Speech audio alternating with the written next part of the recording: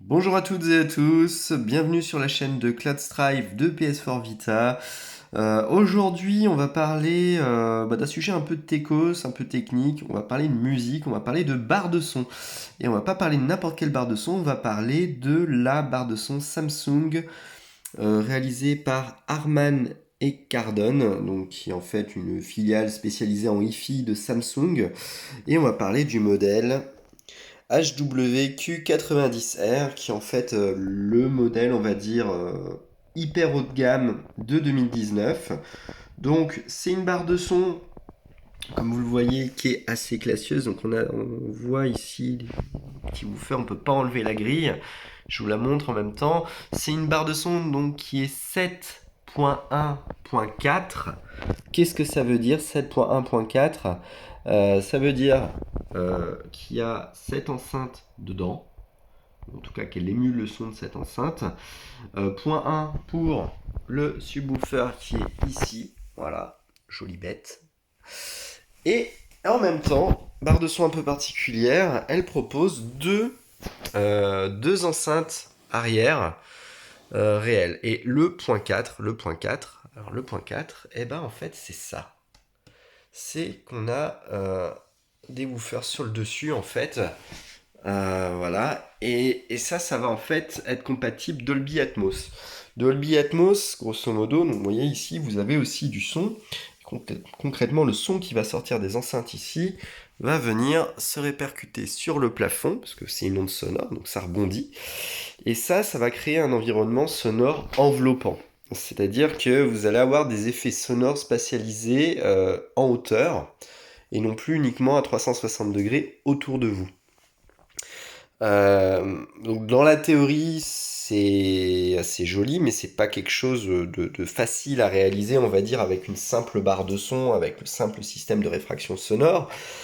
Mais là, on va dire que les petites enceintes de derrière, hein, qui sont assez peu communes, on va dire, sur des barres de son, vont grandement aider. Vont grandement aider en fait à réaliser ce petit exploit.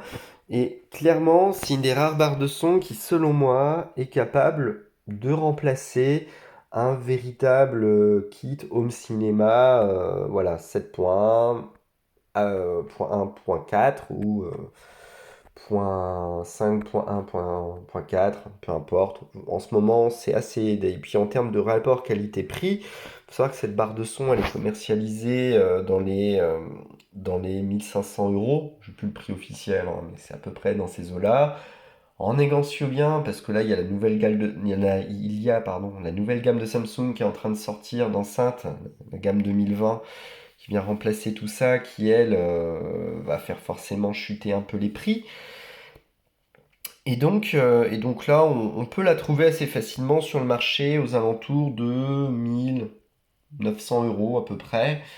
Et j'estime que ça vaut franchement le coup parce que si vous avez comme moi une petite pièce pour votre salon, votre gaming room, voilà, moi ici j'ai 10 mètres carrés, hein, j'ai pas beaucoup plus.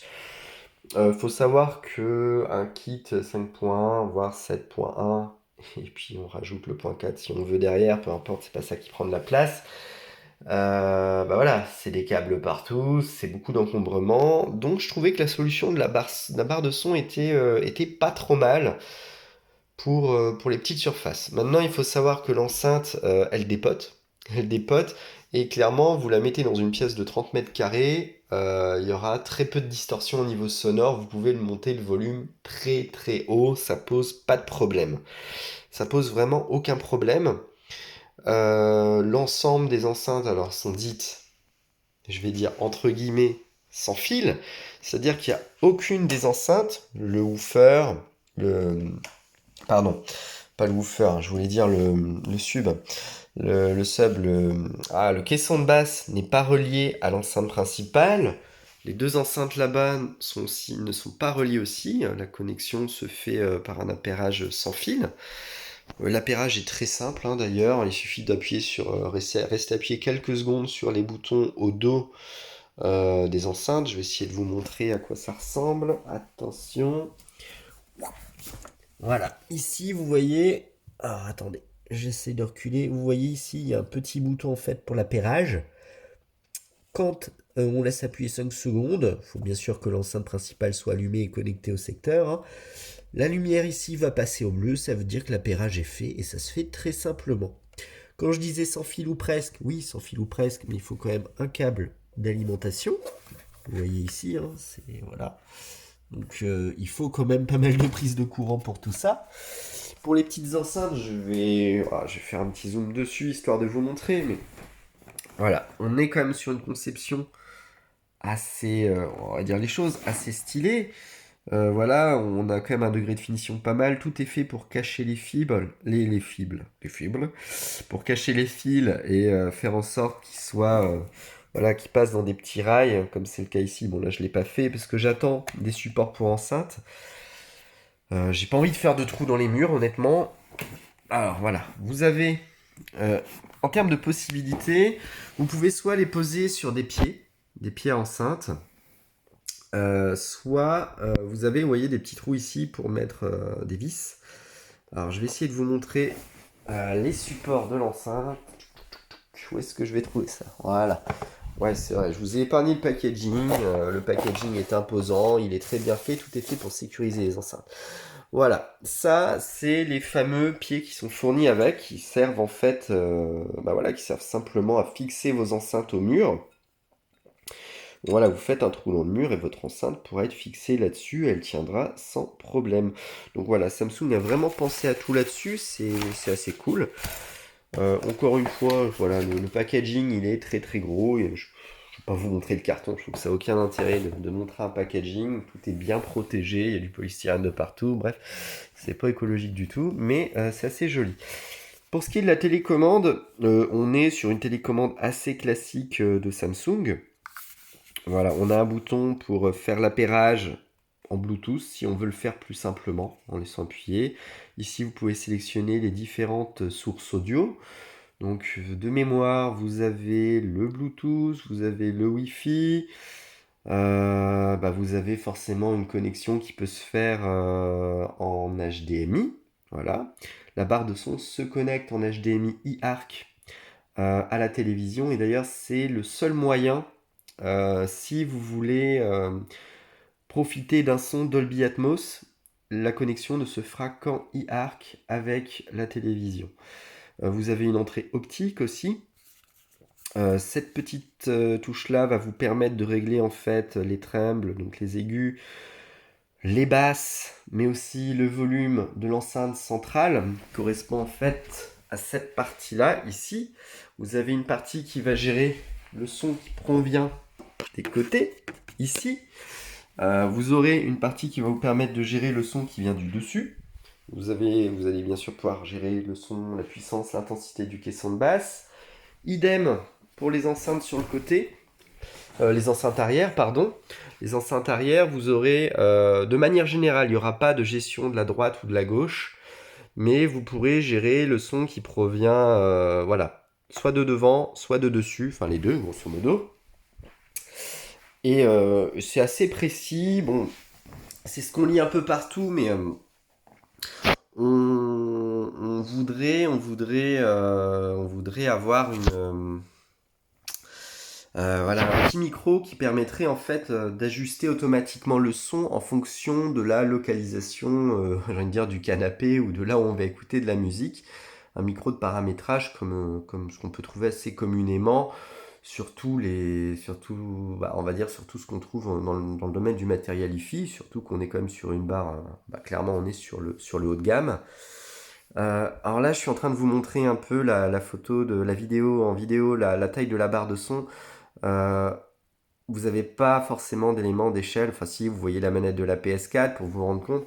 Mais c'est quand même un truc qui est assez imposant. Je vais essayer de poser la télécommande à côté pour que vous vous rendiez compte. En termes de hauteur, voilà, on est sur une demi-télécommande. En termes de longueur, je vais la poser là et vous allez voir combien ça représente. On est quand même sur un gros machin. Voilà. On est sur un truc assez gros. La télé, c'est une 75 pouces. Donc elle fait, si je dis pas de bêtises, quasiment 2 mètres, quasiment 2 mètres de long. Si vous voulez la référence en dessous, le meuble c'est un Ikea, c'est le fameux Kallax, bien pratique pour les gamers. Donc voilà. Sinon, que dire? On a un manuel utilisateur qui est assez bien fourni. Alors, je vais pas vous faire la lecture, hein, mais on va quand même passer des petites choses en revue parce que je trouve ça assez intéressant de vous montrer en fait les normes. J'ai pas spécialement envie de démonter. Voilà, vous avez sur le panneau du dessus, en fait, vous avez tous les boutons de gestion. Je vais essayer de faire. Voilà, vous avez tout ce qui est gestion de l'alimentation sur le dessus de la barre. Là, vous allez voir que vous avez une entrée HDMI, HDMI 2, le port optique. Vous avez la possibilité de mettre à jour via clé USB si vous ne faites pas une connexion Wi-Fi de votre barre de son. La connexion Wi-Fi se fait depuis l'application SmartThings ou le téléviseur. Personnellement, je n'ai pas réussi à connecter ma barre de son avec l'application SmartThings. J'ai toujours un message d'erreur, c'est horripilant. Ma télé, il n'y a pas de problème, c'est une Samsung aussi, c'est passé. Voilà, là, c'est si vous voulez faire la procédure d'appairage un peu automatisée, tout ce qui est bouton d'alimentation, bref, voilà, je ne vais pas rentrer plus que ça dans le détail. Sur les enceintes satellites et le caisson de basse, c'est de voilà, c'est juste un cordon d'alimentation, rien de plus. Là, vous voyez le type d'implémentation qui est recommandé. Voilà, donc vous avez quand même un angle à respecter pour avoir un rendu sonore optimal. Bon, le caisson de base, vous pouvez le placer un peu où vous voulez, à droite, à gauche, devant, derrière. Là, c'est à vous de voir. La barre de son, souvent, elle est au niveau de la télé. Donc ça, il n'y a pas de... Il n'y a rien. Bon, la procédure d'appairage, c'est ce que je vous ai dit. On laisse appuyer quelques secondes et le tour est joué. J'ai eu aucun problème. Ça s'est fait instantanément. Nécessité, voilà, d'avoir de l'HDMI ARC. Je vous ai peut-être dit e-ARC, c'était une connerie. C'est bien HDMI ARC au niveau de votre télé pour profiter du Dolby Atmos. C'est hyper important. Voilà, port optique, je ne vais pas rentrer non plus dans le détail à ce niveau-là. Le Wi-Fi, je vous en ai parlé. Je passe assez vite. La fameuse application SmartThings qui est recommandée pour profiter du son en Wi-Fi, pour pouvoir gérer un peu plus simplement qu'à la télécommande les paramètres de votre enceinte. Quand j'entends les paramètres de votre enceinte, c'est-à-dire voilà, le son à l'arrière, la puissance du son avant, sur les côtés, etc. Ça doit être bien plus ergonomique avec la fameuse application qui ne marche pas pour moi. Bon, apparemment, je suis un peu tout seul. La télécommande, je vous l'ai déjà décrite, donc c'est peut-être pas la peine de rentrer dans le détail. Ici, il y a un truc qui est assez cool sur les télécommandes de Samsung. Je vais vous montrer ça, parce que j'ai un peu découvert, étant donné que j'ai acheté la télé plus l'enceinte au même moment. C'est ici. Au début, j'étais volume, j'appuie, je comprends pas, je vois rien. En fait, vous appuyez sur le haut, le volume augmente. Et d'ailleurs, je vais vous montrer le connecteur. Donc là, il me dit que je suis en Bluetooth parce que j'ai branché mon téléphone. Voilà, si j'appuie sur haut, ça va.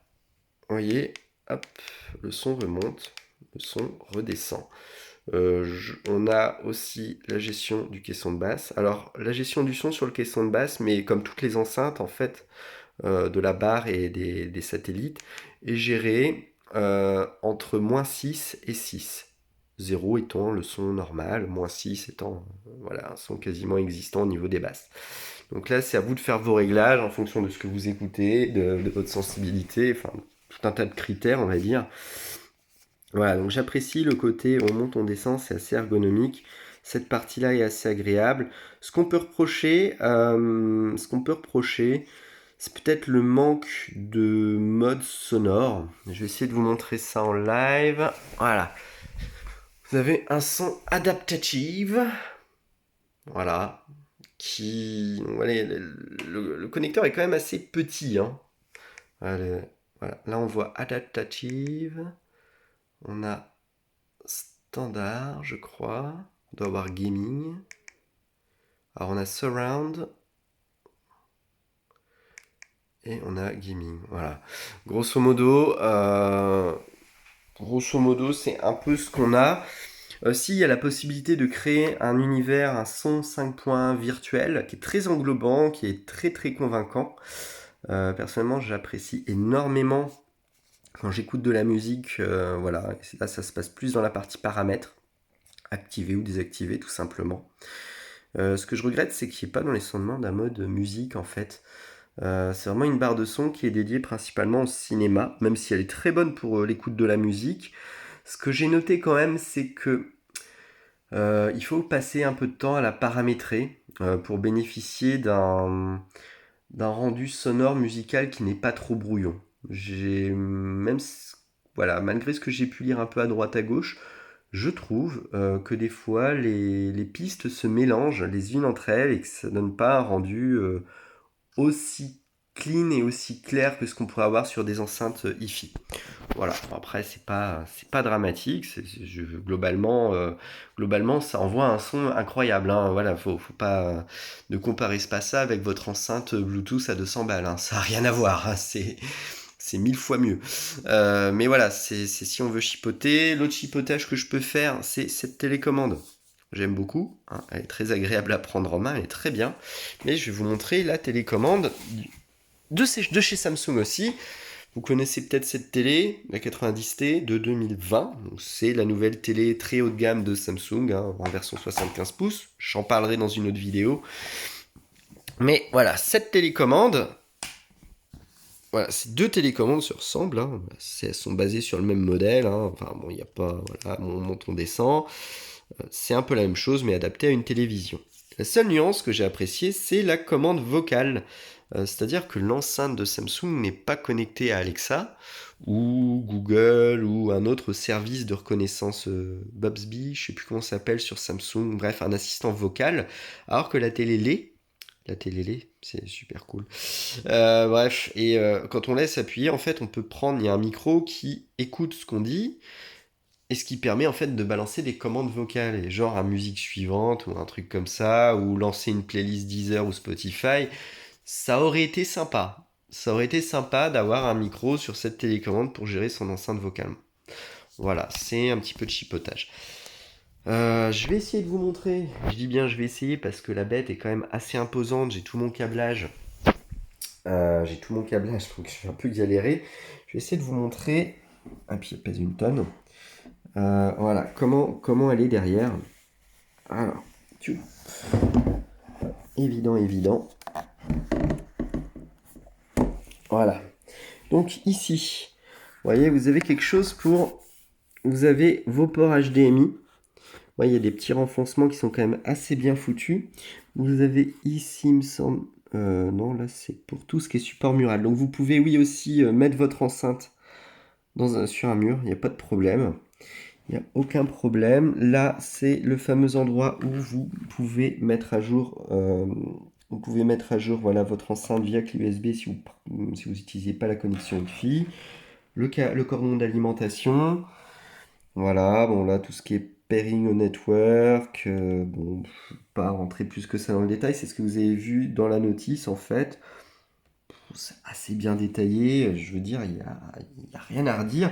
En termes d'ergonomie, en tout cas, ce qu'on peut dire, c'est que même si c'est imposant, c'est hyper facile à installer, c'est rapide à installer. Là, vous voyez, alors, à l'envers, je vais me retourner. Voilà, la compatibilité Dolby Atmos, DTS:X, HDMI. Voilà les normes supportées. C'est quand même assez cool. Voilà, on est sinon en termes de poids. Alors, je vais voir si je retrouve ça dans le manuel. Ploup, ploup. Il doit y avoir un truc sur les specs des enceintes. Si je dis pas de conneries, mais... Ouais, je précise, les piles sont fournies, ça fait quand même plaisir. Surround speaker, voilà, vous avez tout un tas de trucs qui sont quand même avec. Le câble ARC, HDMI ARC est fourni aussi, ça c'est quand même appréciable. Parce que même si ça coûte 1000 balles et qu'on n'est plus à ça près, bon voilà, ça évite de se prendre la tête. Non, je crois qu'ils disent rien sur les specs, mais on est quand même sur des bonnes enceintes, hein. On est sur de l'enceinte qui pèse son pesant de cacahuètes, qui pèse plusieurs kilos. Donc c'est pas de la gnognotte. Ce que je regrette un peu, c'est qu'on puisse pas enlever les grilles de protection ici. Voilà, ce qu'on a souvent quand on a de l'iFi. Pareil ici, les grilles, voilà, elles sont bien attachées et vous allez abîmer votre enceinte si vous les enlevez. Vous l'avez peut-être remarqué durant la vidéo, mais l'enceinte, si vous avez des chats, prend les poils, prend les poussières. Donc je sais pas ce que ça va donner à terme, mais je pense qu'il va falloir que je passe un coup d'aspirateur régulièrement dessus. C'est le truc un peu lourdingue, mais voilà, dans les grandes lignes. Après, j'ai pas envie de vous faire entendre du son. Vous allez me dire, mais c'est bizarre pour des enceintes. Et vous avez raison et tort à la fois. C'est-à-dire que je peux vous faire entendre le son des enceintes, mais déjà, vous allez l'écouter avec vos propres enceintes, probablement depuis un smartphone ou un ordinateur ou je ne sais trop quel device. Et du coup, bah, le son il va être totalement déformé et vous n'entendrez pas le son réel de l'enceinte, ce qui est un peu dommage. Et voilà. Donc, j'ai envie de vous dire, bah non, ça sert à rien de vous la faire écouter. Euh, voilà. Si vous avez une télévision Samsung, l'avantage c'est que assez facilement, vous pouvez assez facilement la contrôler depuis la télé Samsung. Il y a un système de la connexion se fait vraiment très simplement aussi et le contrôle depuis la télé est instantané. Ça c'est aussi une chose appréciable. Donc voilà. Pour résumer, Samsung fait très très fort en termes d'ergonomie. C'est vraiment ultra simple. Il y a quand même peu de câbles. Après, on pourrait dire qu'il y a trop de câbles d'alimentation, mais est-ce que vous préférez des enceintes sur batterie ou pas? Je crois qu'il y a JBL qui propose cette solution-là. Personnellement, j'ai pas envie de m'embêter avec ça.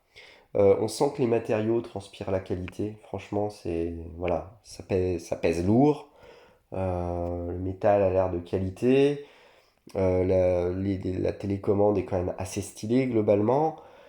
Après, pour ce qui est vraiment le plus important, c'est-à-dire le son, bah, dans tout ce qui est cinéma, dès que vous êtes sur du 5 points, du 7 points, même si le film n'est pas compatible Dolby Atmos, dès que vous êtes sur du DTS, bah, ça envoie du pâté, hein. Enfin, je veux dire, on peut faire vibrer la pièce avec le caisson de basse, il n'y a pas de problème.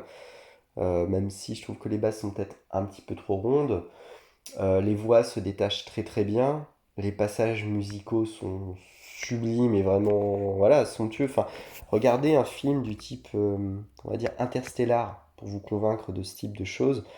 Ouais, voilà, on a les poils qui se dressent, hein, et puis on a la pièce qui résonne et on est à fond dedans. On est à fond dedans. Le son est très très bien spatialisé. On sait réellement quand le son vient de derrière ou pas. On arrive à repérer précisément l'endroit où est le son, ce qui n'est pas le cas des autres barres de son qui donnent plus un effet englobant. Là, on est quand même sur beaucoup plus de précision et je pense que c'est lié aux deux enceintes arrière. Euh, voilà, voilà, il y a rien de plus à dire. C'est une superbe barre de son. Au niveau du Dolby Atmos, c'est peut-être un peu moins précis dans la spatialisation en termes de hauteur au niveau du son, mais ça reste quand même assez convaincant et vraiment très englobant là pour le coup. Mais englobant comme on le voit jamais. Enfin, comme moi en tout cas, je l'ai jamais vécu. Avant, j'étais sur un kit Jamo 5.1 de Hi-Fi. Je trouve qu'on est sur un niveau supérieur alors que j'étais sur des enceintes 5.1 à 600 balles, bon voilà, avec un ampli à 200 euros. Ouais, non, franchement, ça vaut le coup. Ça vaut le coup, et puis il y a une puissance sonore émise qui est franchement impressionnante. Je pense sans problème que vous pouvez balancer cette barre de son dans une pièce de 30 mètres carrés, ça fera le taf. Ça fera le taf sans problème. Si vous êtes plus pour de l'écoute purement musicale, je vous recommanderais quand même d'aller là sur de l'hi-fi et pas forcément avec tous les effets Dolby Atmos. Mais je pense que pour de l'écoute en mode home cinéma, même dans le domaine de l'hi-fi, c'est difficile d'aller aussi bien, en tout cas à ce budget-là. Voilà, je sais il y a des packs, par exemple Focal Cible Evo, c'est du 5.1.2. On n'est pas au même niveau, au même niveau clairement. Voilà, c'est tout pour cette vidéo. J'espère que vous avez aimé. En tout cas, si vous avez aimé, laissez un pouce bleu, laissez aussi des commentaires. N'hésitez pas à vous abonner à la chaîne, il y aura d'autres vidéos qui suivront. Voilà, et puis s'il y a des choses que je dois améliorer dans mes vidéos, je sais que la prise de vue est faite au smartphone, que c'est pas idéal, bah surtout n'hésitez pas. Puis si vous avez des questions sur le produit, je me ferai un plaisir d'y répondre en commentaire. Merci.